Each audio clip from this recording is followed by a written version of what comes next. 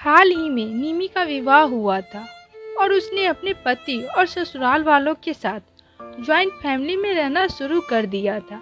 कुछ दिनों के बाद उसे पता चला कि वह अपनी सास के साथ नहीं रह सकती। निमी की सास रूढ़िवादी थी, जबकि निमी आधुनिक जीवन शैली जीने वाली लड़की थी। जल्दी ही उसके बीच झगड़े होने लगे। कई महीनों के बाद दोनों में से कोई भी अपना व्यवहार नहीं बदल पाया। समय के साथ साथ निमी और ज्यादा आक्रामक हो गई और उसे अपनी सास से नफरत होना शुरू हो गया। वह सोचने लगी कि कैसे अपनी सास से छुटकारा पाया जाए।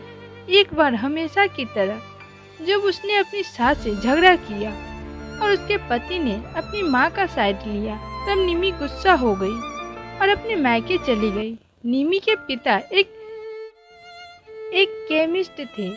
उसने अपने पिता को पूरी बात बताई।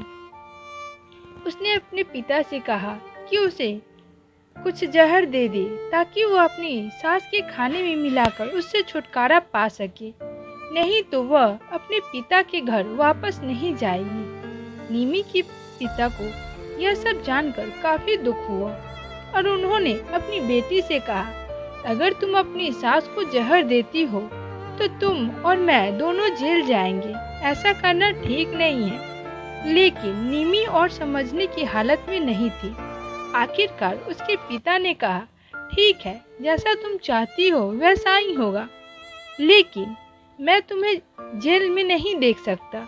उसके पिता अंदर से पाउडर लाए और कहा, हर दिन जब तुम दोपहर का भोजन या रात का भोजन करते समय वह अपनी सास के खाने में इसे मिला दे और इससे धीरे धीरे कुछ महीनों में वो मर जाएगी और लोग सोचेंगे कि वो प्राकृतिक रूप से मरी है।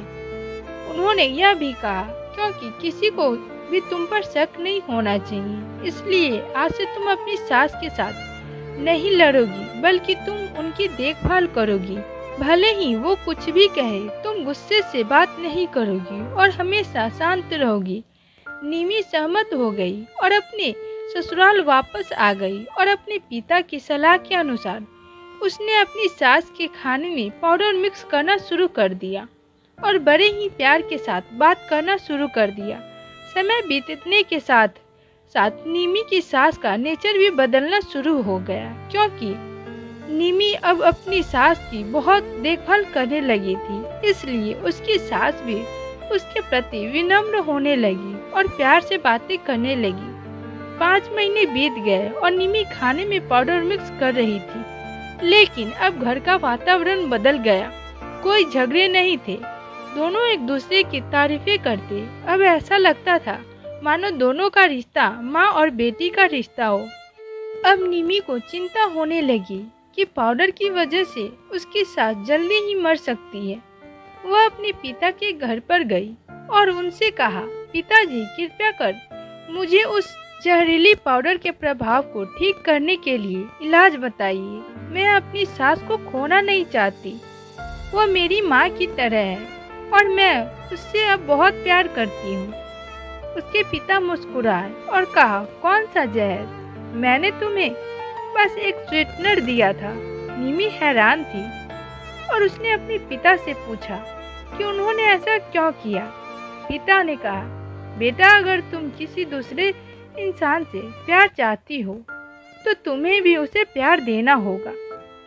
रिश्ते एक गाड़ी की तरह होते हैं और हम उन पर लगे पहियों की तरह हैं। जब तक सभी पहिए ठीक से आगे नहीं बढ़ेंगे तब तक गाड़ी ठीक से नहीं चल सकती। इसी बात का एहसास दिलाने के लिए मैंने ऐसा किया और तुम्हें अपनी सास के प्रति नम्र रहने को कहा।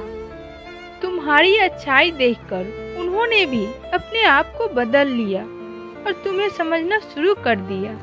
तुम दोनों ने एक दूसरे के लिए अपने आप को बदला। यही कारण है कि तुम अपनी सास के लिए आज मेरे पास भागते हुए आई हो। निमी अपने पिता की बात समझ चुकी थी। तो फ्रेंड्स, क्या आपने इस बात को समझा? हर इंसान अपनी परिस्थितियों का शिकार होता है। यह अक्सर कई मतभेदों को जन्म दे सकता है। हालांकि हमें एक दूसरे को समझने की कोशिश करनी चाहिए और एक दूसरे के साथ एक स्वस्थ संबंध बनाने के लिए थोड़ा अपने आप को बदलना चाहिए। और जब इस तरह के मतभेद रिश्तों के बीच उठते हैं तो उनके प्रियजनों का कर्तव्य है कि वे उन्हें शांत रखें और सही रास्ते की ओर मार्गदर्शन करें। तो फ्रेंड्स, ये कहानी कैसी लगी कमेंट्स में जरूर बताइएगा। अच्छी लगी तो प्लीज़ मेरे वीडियो को लाइक करके शेयर कीजिएगा। यूँ हो तो मेरे चैनल को सब्सक्राइब करके अपना प्यार जरूर दीजिएगा। आज के लिए इतना ही, फिर मिलते हैं अगली वीडियो में नई कहानी के साथ। तब तक के लिए बाय। जय हिंद, जय